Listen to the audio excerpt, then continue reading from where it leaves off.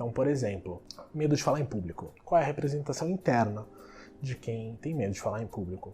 Eu vou trazer um exemplo pessoal. Eu tive e tinha esse medo. Em algum momento da minha vida, eu fui exposto a um grupo de pessoas e eu passei vergonha.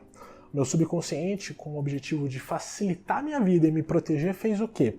Ele associou, uma representação interna, ele associou a exposição à vergonha. E aí o que ele faz para me proteger? Ele não quer que eu me exponha.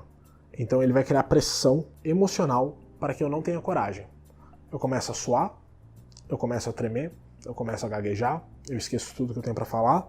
E são várias tentativas de falar, não vai se expor, você vai passar vergonha. E acaba me fazendo passar vergonha, né? Com uma boa intenção de me proteger, ele causa um outro problema. Por isso que a gente usa a palavra ressignificar, dar um novo significado, mudar a representação interna. Então, a gente tem que mudar essa associação de que se expor é passar vergonha. Se expor pode ser neutro, se expor pode ser prazeroso. São representações internas. Tem pessoas que têm muito prazer em estar expostas, né? Principalmente palestrantes.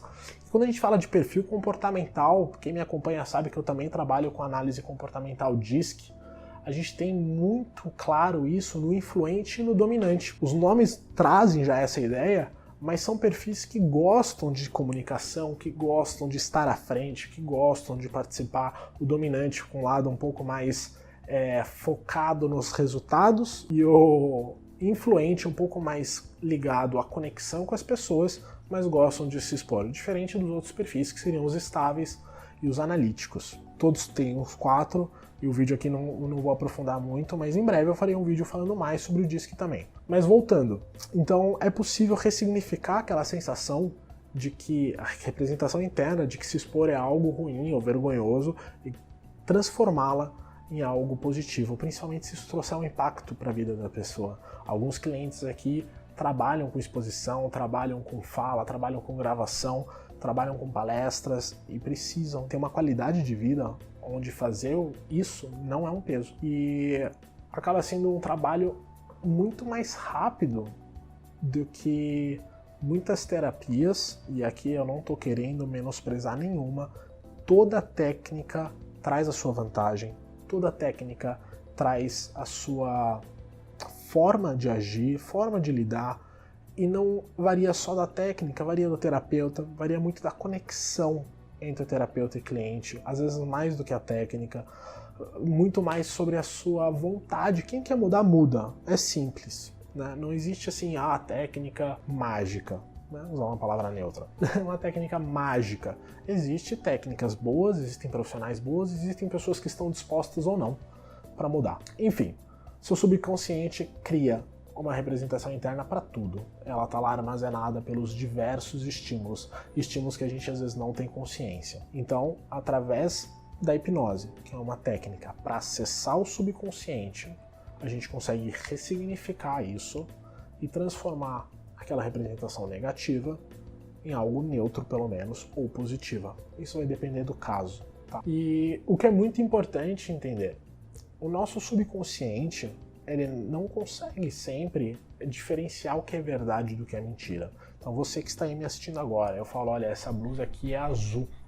Seu consciente com certeza vai buscar no banco de dados de informação, que está no subconsciente muitas vezes, o que você aprendeu que é azul, o que você aprendeu que é amarelo, o que você aprendeu que é rosa, e vai validar as informações, né? Eu imagino como uma criptografia de computador, uma validação de dados. Quando a gente afasta o senso crítico e acessa o subconsciente, e eu falo que isso é azul, o seu subconsciente pode aceitar isso como verdade. E uma explicação que eu me dei conta esses dias, né? Eu sonhei que eu estava pondo a mão na pia com água, e eu sentia a água. E foi um sonho muito louco, porque eu tinha consciência que eu estava sonhando, e eu meio que pensei assim, ó, tá vendo? Seu subconsciente tem capacidade de sentir seu braço molhado, mesmo você estando deitado na cama. Então a próxima vez que você entrar em auto-hipnose, se permita sentir mais, porque seu subconsciente sabe a sensação. Foi mais ou menos assim a conversa, e eu pensei, que coisa louca, eu tô dormindo, mas eu tô acordado, mas eu tô sonhando, mas eu tô me criticando, né? Senso crítico altíssimo. No DISC o meu é influente analítico. né? São perfis opostos, então eu tenho vantagens e desvantagens dos dois. Mas tudo bem, tudo em processo. Seu subconsciente, que armazena todas as memórias, todas as emoções, ele sabe a sensação. Ele sabe o que é a cor azul, ele sabe o que é molhado, ele sabe o que é frio, ele sabe o que é quente. E você consegue, assim como num sonho, e talvez você já tenha passado por alguma experiência de sonho, onde você tinha a sensação de cair, sensação de estar molhado, de estar frio, de estar calor. E para você, naquele momento do sonho, eu não estou falando que o transe é exatamente igual a um sonho, mas eu estou trazendo a consciência da capacidade do subconsciente de transformar em real uma lembrança. Você acredita no sonho, durante um sonho, que você está molhado, que você está no calor, que você está no frio, e tudo bem.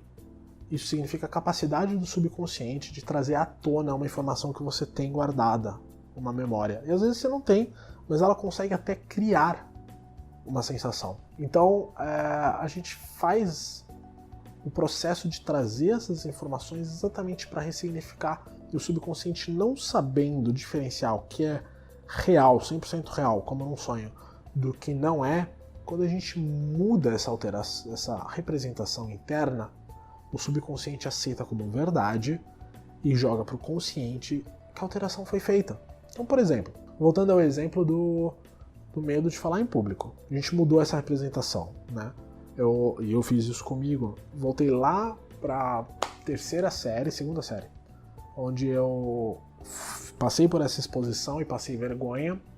Né? É como eu pausasse eu sou muito visual, então é como eu estivesse assistindo a cena, é como eu pausasse, eu acessasse e eu conversasse com a versão mais jovem minha. Falasse, Eric, eles estão rindo, mas eles são crianças. Eles não têm consciência que talvez você tenha dificuldade, ou talvez você tenha esquecido, e tudo bem, deixe-os rir. Né? O que você pode aprender com isso? Você pode aprender a improvisar, você pode aprender a estudar mais, você não precisa ficar nervoso. Faz parte. Você tem o direito de errar, você tem o direito de não ter se preparado o suficiente. Você não precisa ficar se culpando, não precisa ficar nervoso. Depois eles esquecem. Ressignifiquei, mais ou menos assim. Houveram outras falas, outras técnicas talvez misturadas. E aí quando eu volto desse processo, aquela memória